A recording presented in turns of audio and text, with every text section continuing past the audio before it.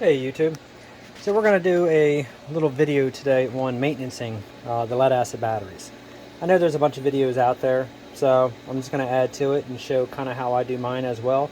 Just so in case anybody's new to this, they're new to jumping into solar, all you can afford is lead acids. Just going to try to show you how I keep these things maintenance so far for 2 years now. These have been running. As you see, some of them are from 2020, and so far they're still working like a champ. So you can sometimes find one of these screwdrivers to actually fit these caps, other times you can't. So I just took a chisel, and if I get focused, and just went ahead and modified the end on a grinder. Made it so, if I can show this without moving it around, it fits right in the cap perfectly. And then use that as a screwdriver to unscrew all your caps.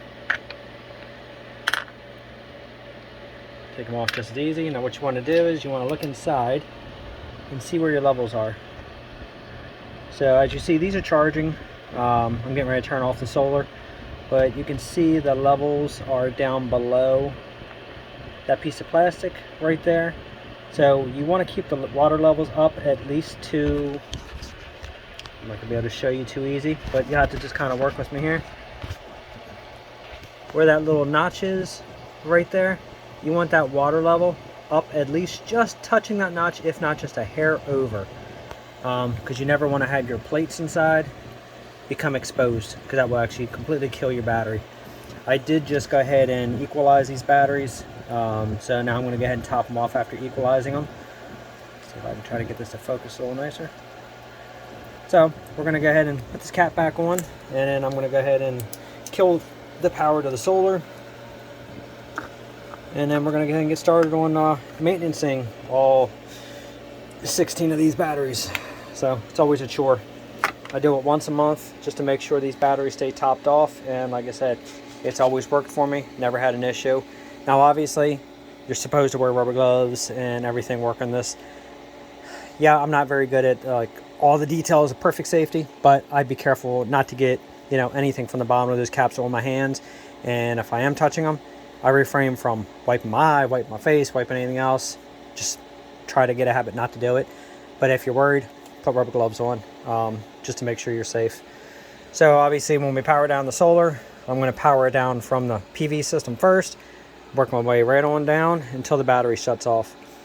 Once we get all these maintenance back on, we're just going to reverse it, and I'm going to go from the batteries all the way up, and the PV will get turned on last. So other than that, I'm going to go ahead and, well, let's start killing it. So I'm going to shut down the roof. We're going to shut down the ground. We're going to go ahead and kill the inverter. And now we're going to kill all the charge controllers. Now the whole system is dead. So that's pretty much it. So let's go ahead and get this camera set up and start the maintaining. Alright, we're all set up. So let's go ahead and start getting everything disconnected. The batteries come with obviously these little caps right here. So I usually go ahead and just leave these caps on, just since I don't have the box made for this. And the only reason I haven't made a box to contain all this in is because I'm planning on changing over to the LiFePro batteries. Haven't yet. But obviously, you always want to be careful running lead acids, because when you equalize them, they can gas out. Normal circumstances, just charging, they can gas out. So you really don't want that gas going up into your electronics and doing any corrosion. I'm not planning on leaving these down here much longer. But if I end up for some reason something happens, I can't upgrade to the other batteries anytime soon, I'm going to probably go ahead and do a breakdown and take everything down off the wall. And I'm going to actually raise everything up, and I'm going to build a new rack for these batteries. And then go ahead and make them so I can literally slide the tray of the bottom battery out. I can slide the center set of batteries out, and then the uppers for doing all the maintenance, so I don't have to do this process anymore. But again, this works, and I do have a vent set up where it's an exhaust vent, so that way, in normal time, I can go ahead and kick it on, and it keeps these batteries, vented, so it keeps pulling the gas away. So far haven't had any issues, knock on wood. And then yeah, so that's about it. So anyway, So back to the caps. So I'll always save these caps just to cover those terminals up, just that way, for some odd reason, something doesn't get laid on top of these batteries, even though they don't, because I'm the only one that messes around with this area. But it's just extra protection. It's cheap. It comes with the batteries. It just covers these up so nothing can drop on there and arc these batteries out. So go ahead and pull all these off. Now obviously, in case anybody is wondering, because unfortunately we all have to learn somewhere, somebody might say, well, how do you know which goes to which? Well, obviously red is always positive, black is always negative, and the batteries will have the negative symbol, put the black to that, positive symbol, put the red back to that. It's very simple. Again, it's not a stupid question. You know, some people don't know, so I'd rather say it so that way you have an idea, because some people are scared to ask these questions. Also, I just wanted to show, so this is what we're going to fill the batteries up. We're going to top them off with distilled water. You don't want to put regular water in your batteries. Stick with distilled. And we're going to go ahead and use a siphon sponge right here. And that's what we're going to use to go ahead and fill the batteries up. All right, so let's go ahead and let's get rolling unbolting these. So I'm going to go ahead and I'm going to maintenance these batteries last. So I'm going to go ahead and disconnect them from each other so I can sit these batteries, unfortunately, off to the side, out of the way, so I can remove this platform, and then we're going to maintenance those batteries. The batteries on the bottom are AGMs. You don't have to maintenance those batteries. So for these battery posts here, it's just a 1/2-inch wrench, and I have all these wires set up in particular lengths so that way everything is matched. So when I take these off, I put them in an order that I know they go right back into. To me, it was very important to make sure every one of these wires all the way through, everything is equal length, just to make sure there's no drop anywhere. So I'm just going to go ahead and just start with unbolting every one of the batteries. Now, unfortunately, this battery here, I'm not going to disconnect because this is for my individual battery monitor. If I disconnect this monitor from this battery, it wipes out all my settings on here. So I don't want to wipe out the settings. So that wire I'm going to leave in place so that way that stays connected. Obviously all these nuts are the same, so it doesn't matter if you mix all these up or not. It doesn't make a difference at all. In technicality, it doesn't make a difference either with my black wires and my red wires. They're all equal length. It's just the price that I got on the wires. That's why I went ahead and some are red, some are black. It doesn't really matter when you go on positive and negative what color you use, because you're not really being color specific on that aspect. It's only when you're going to your terminal block, you want to keep it obviously in black. So for some people who don't know, that way you know exactly that's negative. Keep the positive in the red.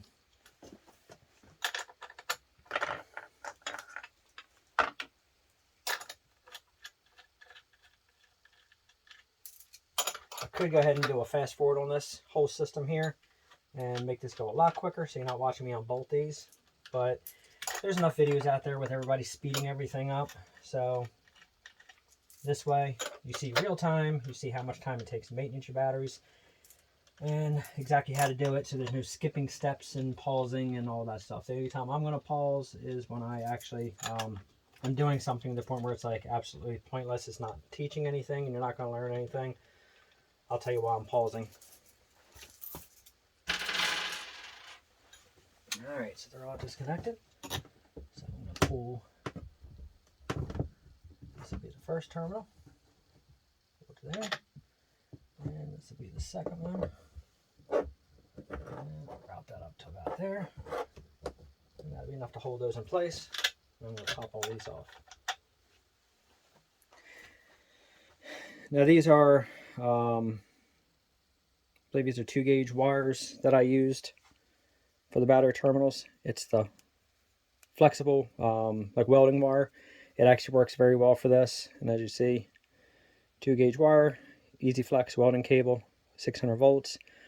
When you crimp your terminals on these, you want to go ahead and make your bend first. Put your terminal and crimp it, because it does make a difference when you're straight versus you're crimped as far as how much of that sheathing goes, that wire goes in there, because sometimes you can't bend it right after you do that. And as you see, trying to straighten it out, it's actually crimped on that curve.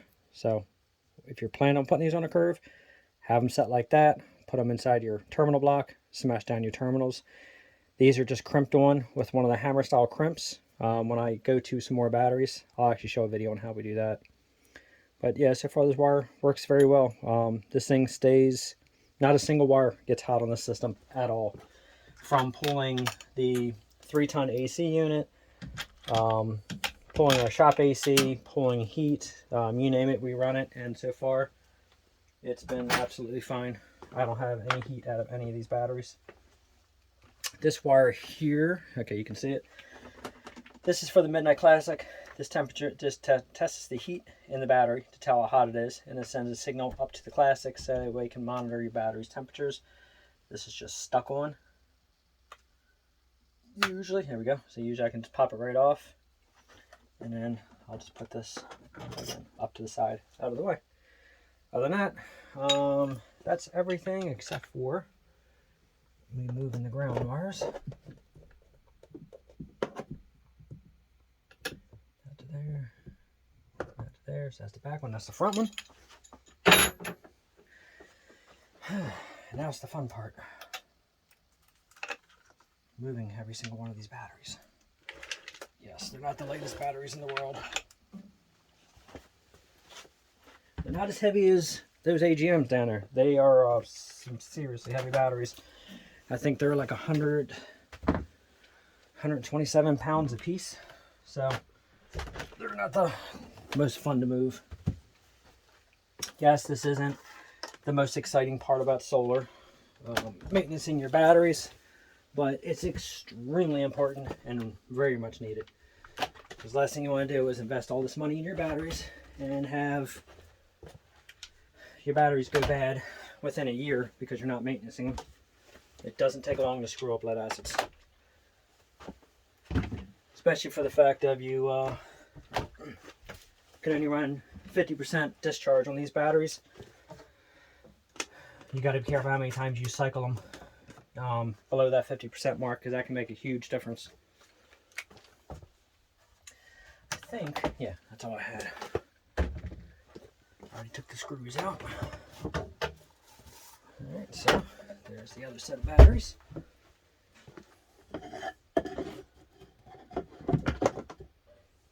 Okay, now let's start the maintenance process. So what I'm going to do first is use that screwdriver I showed you, and I'm going to unscrew every single cap. You know what? Here, I'm going to unscrew the first cap again so you can see. After I unscrew it, I'm going to go ahead and hit pause, and then I'm going to remove all these caps. Alright, all the caps are off. As I said, maintaining the batteries isn't the most fun part of solar, but it's absolutely necessary if you want to keep your batteries live. So, let me, my wife made me a White Russian, so let me get my White Russian down first, and then yeah, let's get moving here. Oh, that's some good stuff. All right, let me see if I can possibly get you any closer without knocking this stand over. I apologize if it's a little shaky here. Okay.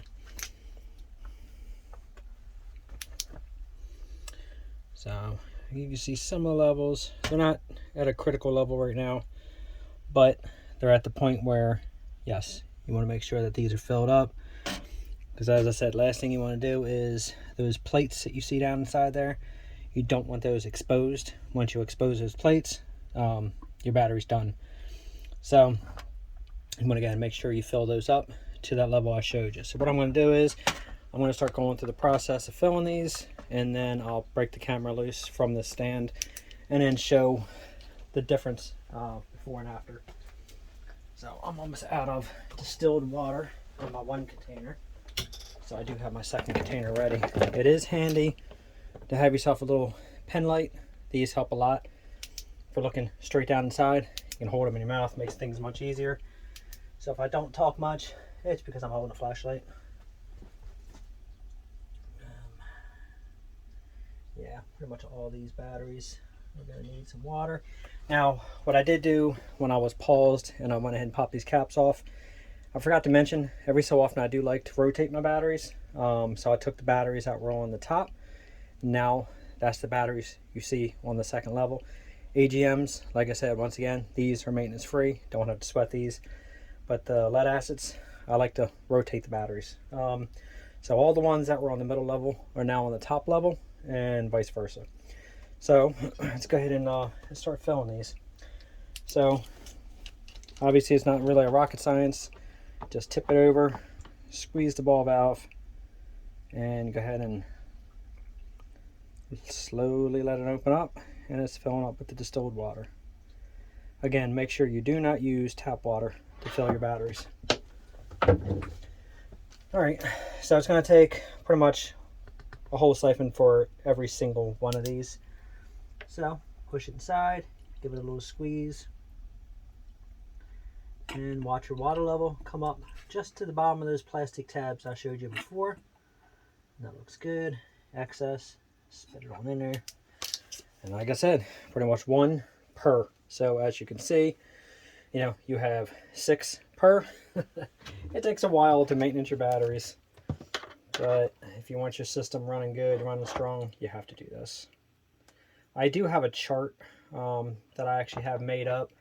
I just got to print them out, and I'm going to put them on my clipboard down here, so that way it keeps tabs on your maintenancing. If you filled your batteries, if you didn't fill your batteries, which ones were low. So that way it kind of helps keep an eye on things. I could keep it on a spreadsheet on the computer, but my opinion always is, if something were to happen and I'm running minimal amount of energy, the last thing I want to do is have a computer running pointlessly with a spreadsheet on it when there's nothing wrong with a pen, paper, and a clipboard. And I think that's about it. I'm going to go ahead and dump this little bitty excess in here. And that's one emptied out.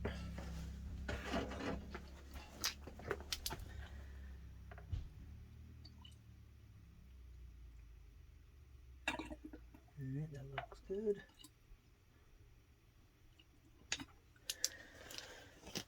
So if you're planning on doing this and you're in a rush and you got some place to be, you got something to do, don't bother doing this, because you have to take your time. There is no rushing through this. Beginning to end, this job right here with breaking, depending how your batteries are set up, if they're all flat on the floor and easy access, well, it's a different story. But if you have your batteries stacked, and if you have as much as I have, the 16 batteries to have to maintenance, allow yourself every bit of a couple hours just to calmly do this, maintenance these, without a lot of distractions. Because for one, you don't want to forget to fill one of your cells, and you also don't want to overfill. So usually once I fill them, I'll go back, double check what I did. And that's pretty much it for this battery now. So I'm not going to go ahead and keep the camera running for all these batteries. I'm going to go ahead and get them all filled now that I showed you the first one. And then I'll bring you back and show you the levels. Alright, so I'm almost done here. Apparently these batteries here were extremely thirsty this go around. Took about 2 gallons of water to top each one of these off to where they need to be. So right now I'm just triple checking after everything is settled. Top it off a little bit as I go. Other than that, everything is looking pretty good. I'll swing the camera around in a second and I'll show where these levels are before I put these caps back on. Like I said, these little pen lights work really good for getting down in there if you have a slightly dark space to work in, just to make sure that you're not seeing shadows and you're getting everything up to the proper levels.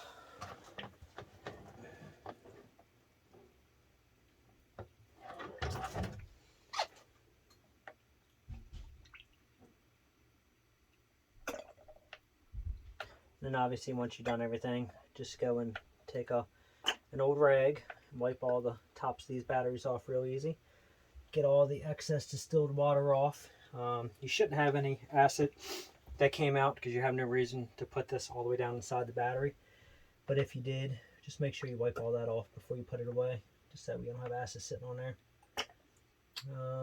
Also, I forgot to mention these batteries too, if you are worried about the gases, they do have a vent on the back sides. These are the vent holes.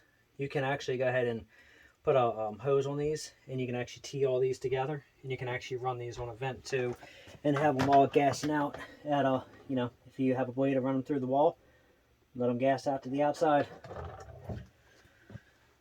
If for some reason I get stuck with keeping the lead acids for a little bit longer, I'm going to end up running that hose, and like I said, putting Y connectors on and running all that outside.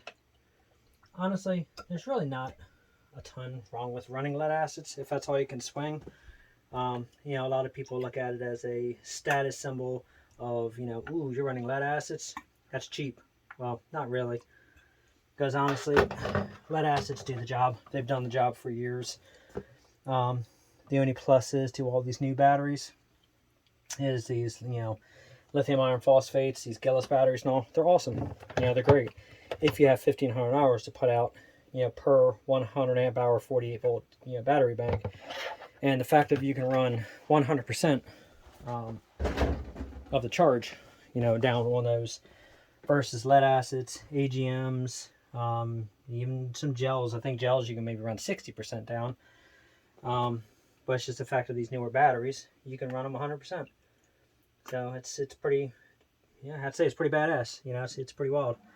But if all you can swing right now is lead acids, and for some reason you either get a good deal on them, or if you had a bunch and you can balance them all, you know, and get them all to run pretty much the same numbers, it's preferred to possibly have same brands if possible. Try not to mix match brands because each manufacturer does something a little different. But if you can get them pretty close, and honestly, if that's what you can afford, that's what you have available, run it. You know, I mean, worst case, you're just not going to get as much nighttime use or cloudy day use out of those batteries, you know, as you hoped. But I mean, that's really the worst case scenario. I mean, so it is what it is, right? You got to do what you got to do and what your budget allows. So if anybody tries to frown down on the fact of you're running lead acids and you're not running these big high-end batteries, well, whatever. Who cares, right? Again, we're doing what we can do. We're doing it on more of a DIY, off-grid kind of situation. And you know what?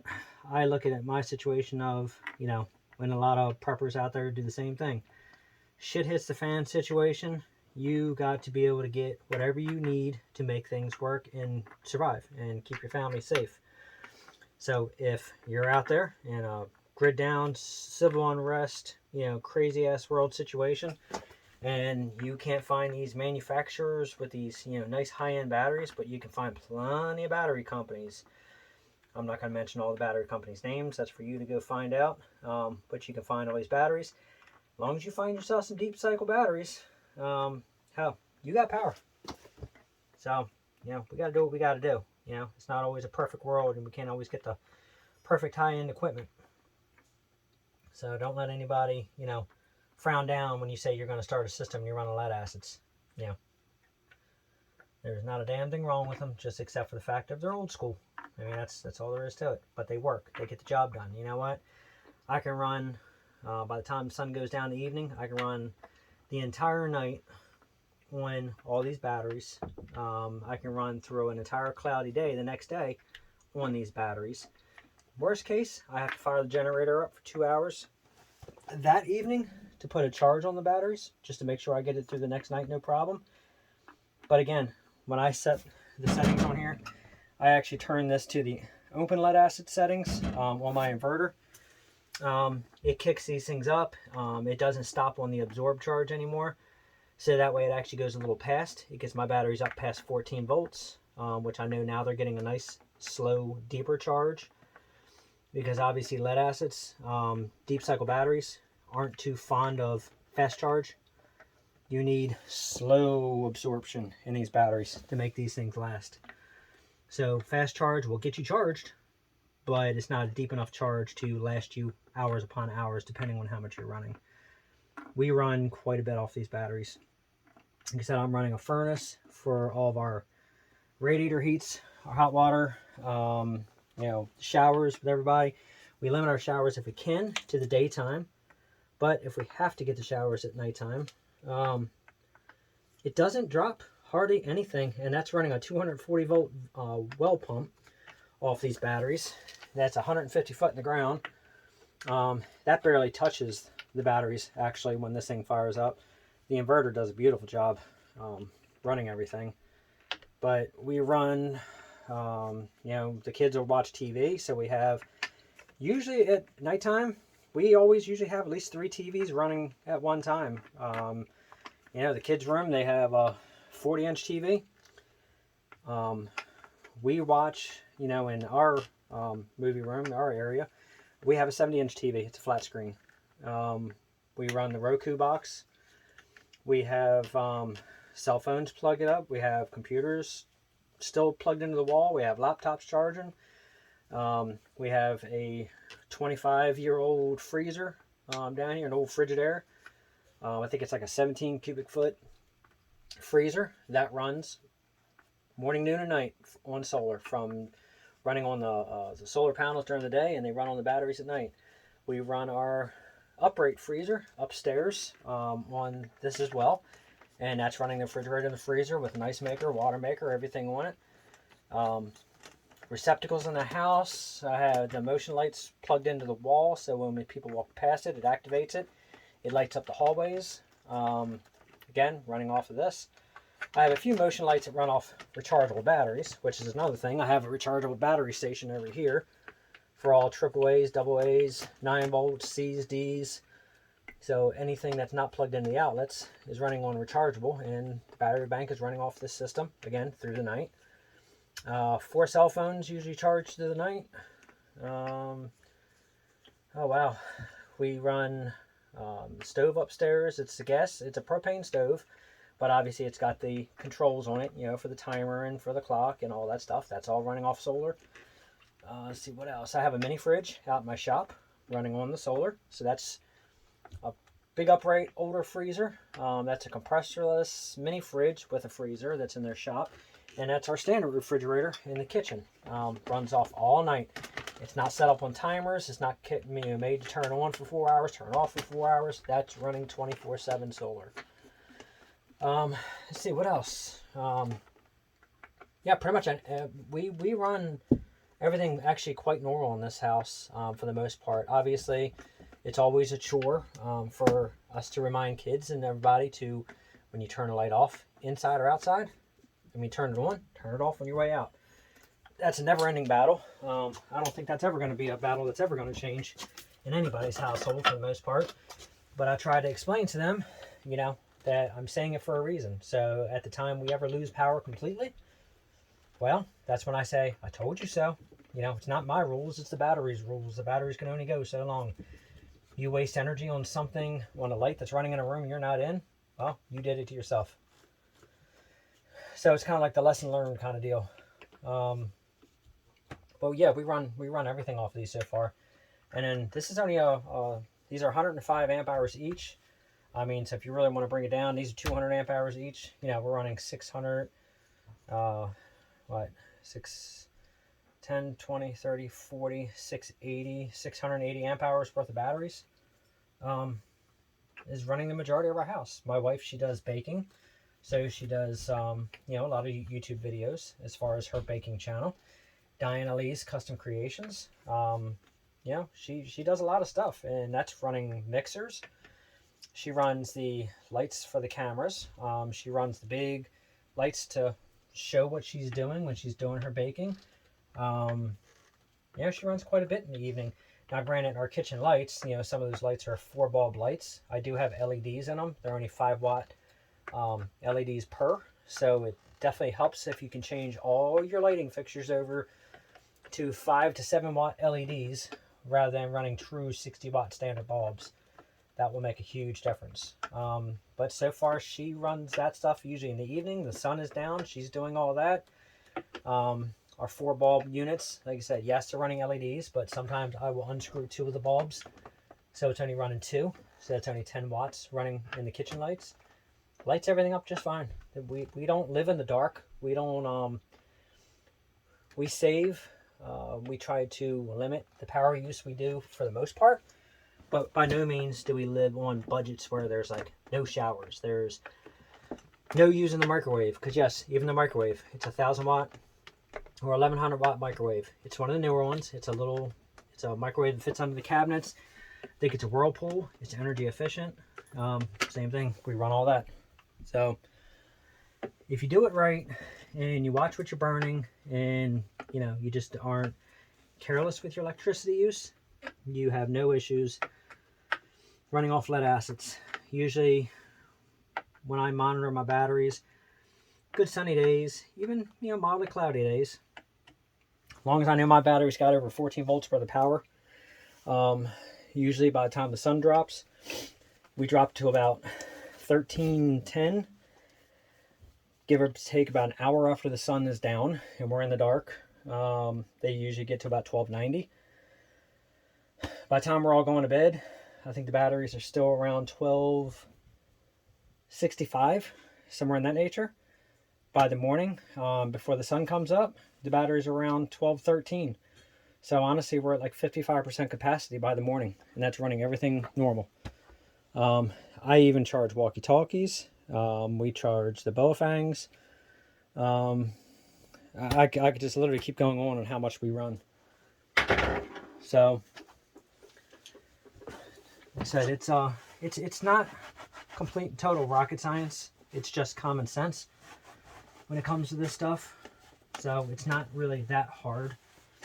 Another thing you want to make sure you do is try not to expose all your batteries to extreme colds, because obviously extreme cold can kill them, because you need some kind of heat to keep your batteries warm. And you don't want excess heat either, because if you get everything, all your electronics, your batteries, I mean, if you can limit getting those things over 100 degrees, especially for long periods of time, that's going to save your system quite a bit. So that's common sense. Try to watch where your stuff is. If you have your stuff in a solar shed outside, and that's your utility room, and it's outdoors, you live in Arizona, and that puppy is baking in the heat, well, you're going to limit the life of your batteries, your electronics, you're going to limit everything. Try to keep things insulated. Try to keep it cool when it's super hot out. Try to keep it semi-warm when it's really cold, because you don't want everything freezing. I mean, as long as you use common sense when it comes to maintaining your batteries and your systems, you're going to be fine. You're not going to have an issue at all. I mean, luckily down here where I had this set up, usually the temperature down here, I mean, we're halfway in the ground. Dead of summer, it maybe stays 70 degrees down here. Wintertime, it honestly doesn't change much, because our house is pretty decently insulated. So everything's usually pretty good. Alright, so this is it for this. These batteries are maintenance. These are all wiped down. These are good. I'm going to pause the video. I'm going to go ahead and put the top back on. I'm going to set the batteries on. And then I'll go ahead and fire the video back up when I bolt all these back together. And then we're going to go ahead and repower the system back up. So give me a second to get this shelf put back on. Alright, they're all back together. Easy job there. I'm going to go ahead and get this, what was once the bottom row of batteries. I'm going to get this bottom row back up, and now they're going to be the new top row. So try to keep everything semi-line. The shelf that I made for this, it's only a 2x6 shelf.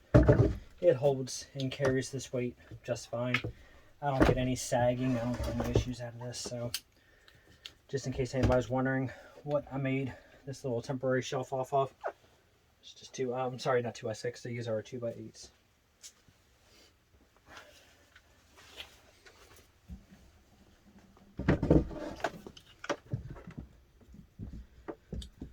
Like I said, this isn't a fast process, so don't expect to do this and have it done in 15 minutes.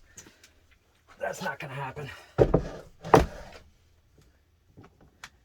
And again, it's something you're trying to do for renewable energy, and you know, your system that you work so hard and spend so much money on. Is there really a reason to have to rush through this and say I got this done in 20 minutes? There is no purpose whatsoever.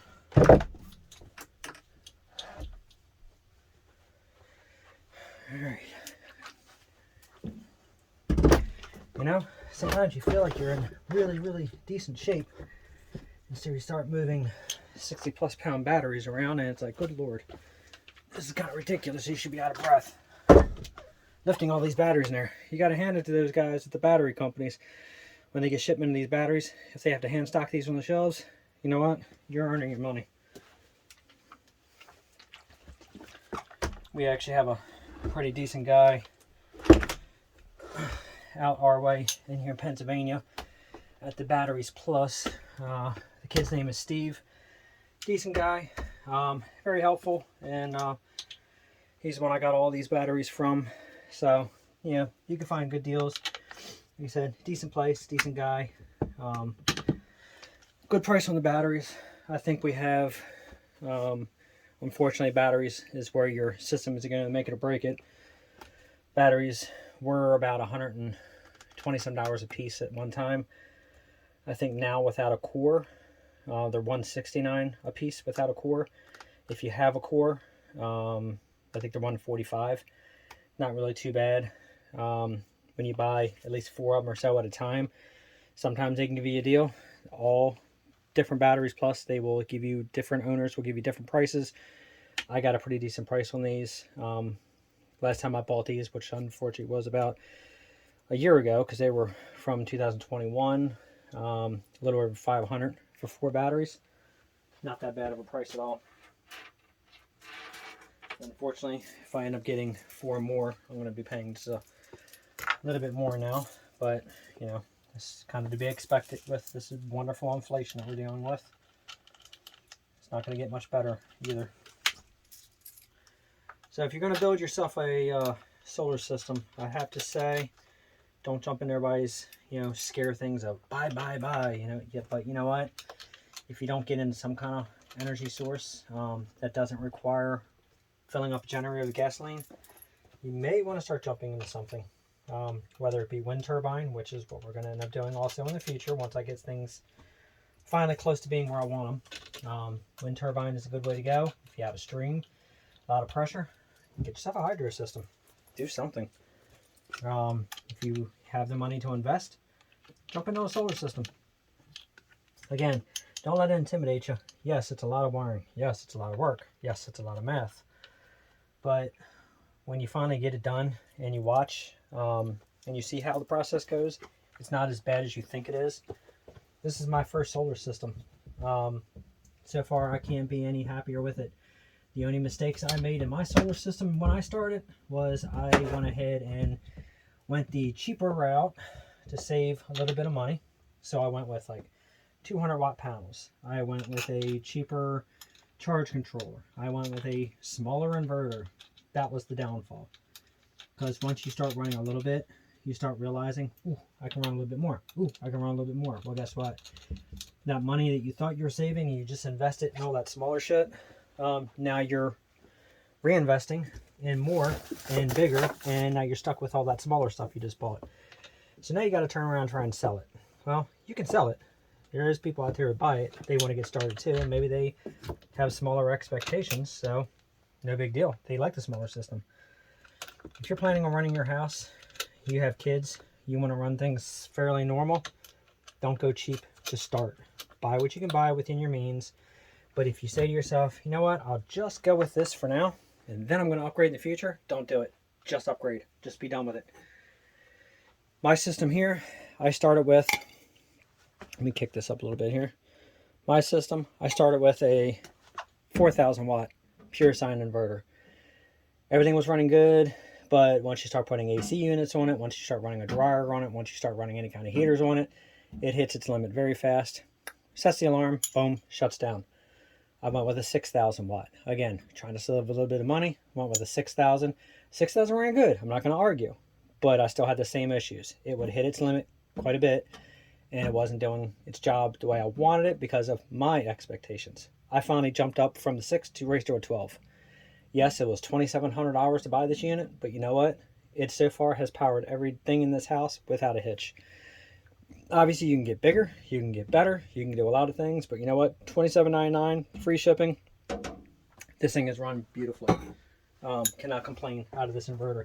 The only thing I have a complaint about the inverter is the fact of it consumes a lot of watts at idle and using.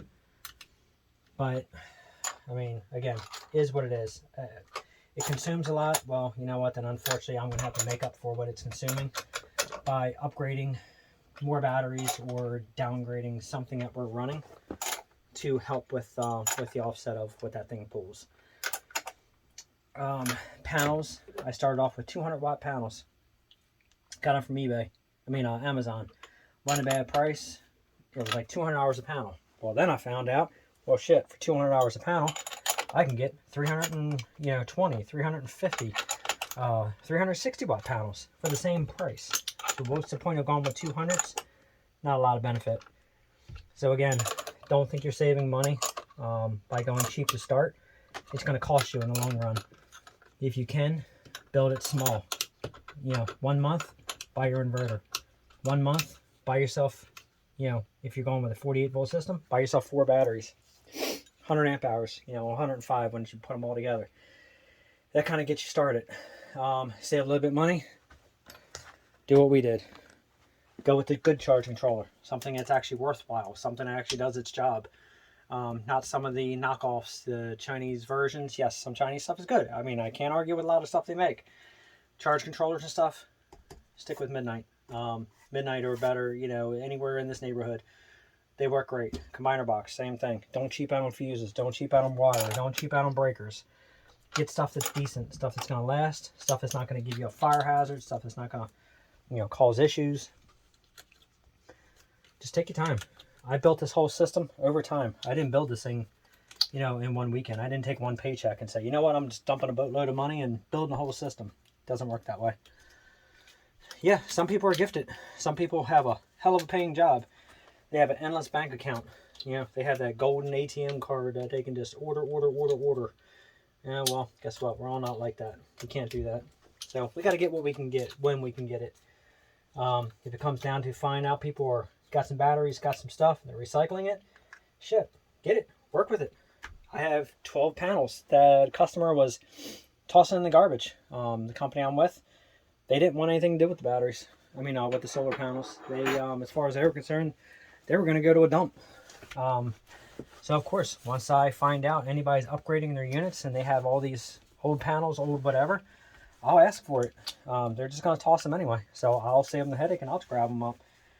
Those panels that were getting tossed, I went ahead and checked them with my photostatic meter, and they were rated 10 years ago for 165 watts. Just checked them the other day with a very minimal cleaning, just wiping the glass down. Not a good thorough cleaning, not anything. Clamping the lines to it and checking it in the sun. I think it was around 2 o'clock when I checked it, so it wasn't even solar noon at its peak time. I was putting out like 152 watts out of a 165 watt panel. 10 years old. They were tossing them. Nothing wrong with it whatsoever. So you find deals like that, check it. Go through it. Go over it. It may benefit you in the long run. So, other than that, once I go ahead and I maintenance these, I check them. I recheck all the terminals, all the lugs. I check everything on my bus bars. I check literally everything. Make sure everything's good. Everything's tight. Nothing loosened up. Once I know everything's good, time to power it all back up. So, I did screw up. I did forget to put my gauge back over here, so I'm going to have to pull this terminal back off real quick. This one here is for the Victron. So I'm going to go ahead and put the Victron back here.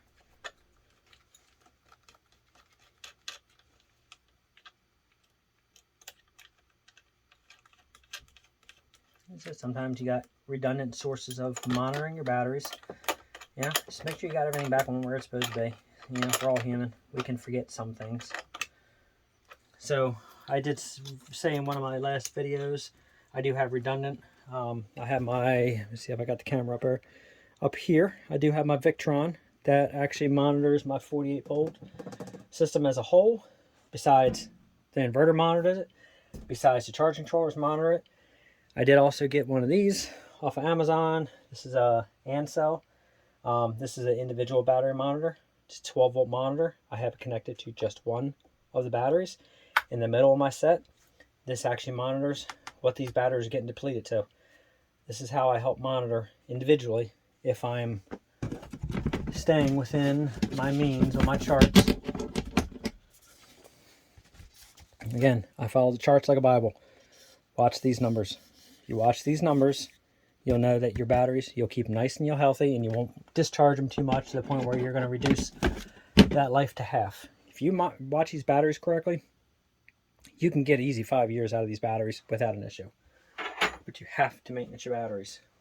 Put my 2 caps back on here. And then start the startup sequence again. Actually, let me, usually just for a visual while I'm down here, if I don't feel like getting online, checking my app. I also, again, I don't mind the redundant. Yes, it pulls a little bit of power, not a lot of power. I clip this just so in the morning we're letting the dogs out, we're doing something, I can just help, you know, monitor the batteries quickly if I just want to take a quick glance and see what they're doing. So I'll plug that up, and again, at a quick glance while I'm down here, that just shows me where I'm at with my power. I don't even think you saw that. There we go. So that's just an extra, you know, I just clamp that on there just to keep an eye on things. All right, so do a quick check. All those batteries, I went and hooked those on, tightened them down. They were all filled. These batteries were good. This is the only one that was low up here. I went through about 2 gallons of distilled water on these batteries. So again, that was about a month and a half. Unfortunately, I went a little further than I like on the maintenance thing, but that was about a month and a half. These batteries took about 1.5 gallons worth of distilled water. It's very important you monitor your batteries, especially if you do equalization. If you go into your charge controller and you go to equalizing, that runs for about an hour. That sends a whole shit ton of current into these batteries and basically forces all the charge from those panels into those batteries, and it gets them, you know, boiling, and it gets all that oxidation that's on those plates. It breaks it all down and cleans those plates up. It makes these batteries boil. When it does that, it cleans them off, and it helps equalize the batteries, and it helps them accept the charge a little better, so they help run a little better. When you do that, they will gas out to the vents. As I said, if you're going to do equalizing, make sure you have a fan set up, something to pull the gases away. Have a door open. Hook a hose up to each one of these and run them outside somewhere so all the gas goes out. It keeps them off your electronics. They will gas out when you're doing this, but it gets them to the point where it equalizes them, but it will boil down on that, you know, the water inside here. So you want to make sure your battery levels are pretty decent before you equalize them, because you don't want to have it boil down and expose your plates. But once you do equalize them, it's good to go ahead and go back, recheck those water levels, get them all back to, you know, you'll have that plastic that comes down and it has those fingers right there inside the water. You want to have that water coming right about to where my fingernails are. You want to have them coming right about to here, so that way that water level went from here, you brought it all the way up, you brought it up to about there, and you know now your plates are good. You don't want to go ahead and fill that tube all the way up to the top, because that's going to be overfilling your batteries. So if you can visualize that plastic I showed you inside there, think of my fingers right here, think of this as the water level, think of that water level, you're filling it, it comes up, it hits to that point right there, come up to about your fingernails, boom, stop. Do not fill up the rest of that void with water. I guess that's about the easiest way I can really explain that. Other than that, yes, let's go ahead and everything's down. Gauge is hooked up. These are all hooked back up. Let's start turning everything back on. Let me see if I have this up enough so you guys can see.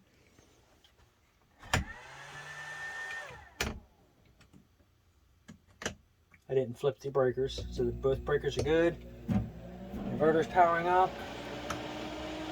Outside ground array is on, and there's the roof array.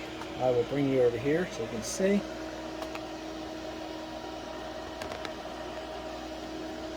They went ahead and they're doing their startup. Takes 11 seconds when they first start. Boom, now they're hitting bulk, bulk.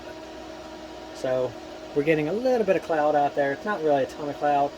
Unfortunately, when you shut everything down, your kilowatts you made that day before you shut it down, you've lost what you made, so you're not going to know. But my batteries, as you see, are up 14, 1429. So the batteries are, so far, they had a good charge before I shut the system down, so they're good. So as you now see, I'm going to move you over here without knocking this over. My roof array is on absorb because it doesn't need power from the roof right now. My ground array is actually on absorb now as well because the batteries are filled. They're good. So what's going to happen is if we get a little bit of cloud, maybe something in the house is running, it might dip the batteries down a little bit.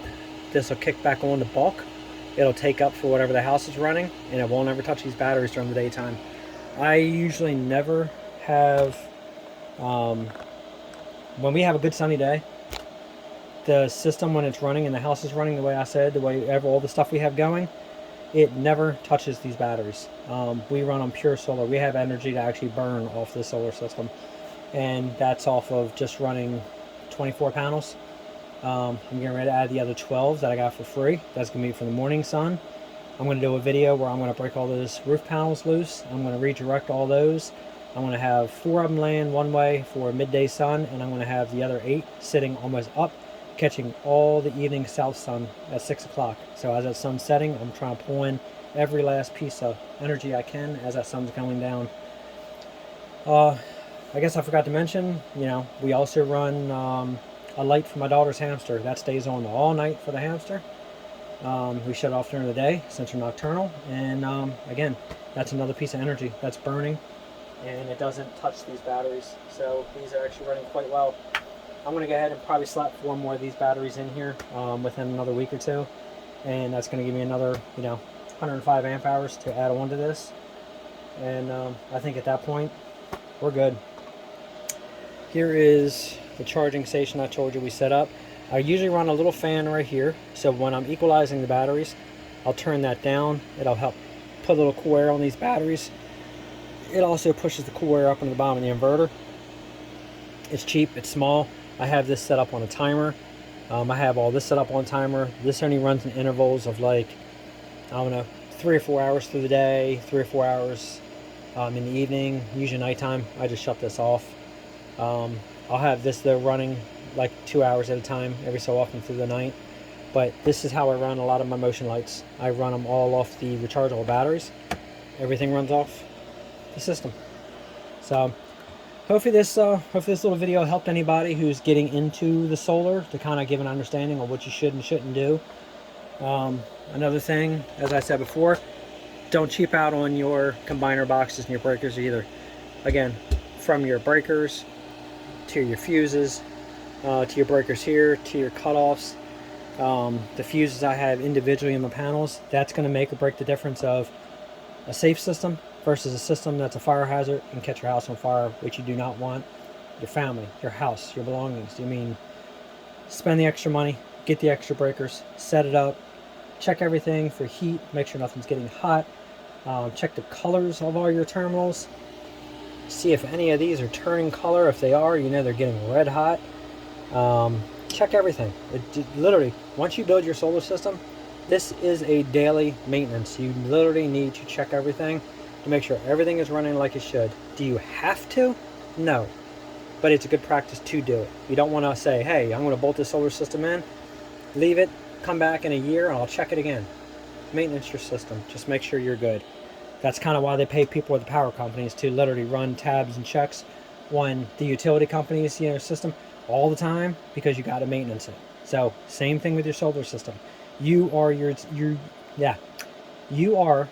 utility company. You need to maintenance your system on a daily basis. So it's a big investment. It's a lot invested. It's time invested. It's safety. It only takes a minute, because each day when you come down here and check, if you find out a wire all of a sudden is starting to melt down, you find out something's discoloring, you see a puff of smoke slowly coming out, you've seen it, you know it, you can fix it. It's better to be safe than sorry. Other than that, if you have any questions, anybody has any tips, you want to give it anybody, whatever, like, subscribe, share. Always interested in hearing other people's point of views. But other than that, again, don't let people discourage you saying you need these high-end batteries and the high-end system. If you can afford lead acids, run lead acids. There is nothing wrong with it. Other than that, I hope this was helpful, at least showing how to maintenance the batteries, rotating the batteries. Again, over 2 years so far, system is running flawless. We can run through the night, through the day, and cloudy days beautifully through the system. They never have a problem pulling charge. And holding charge, that's the biggest thing. So again, thank you for watching, and hope this was helpful.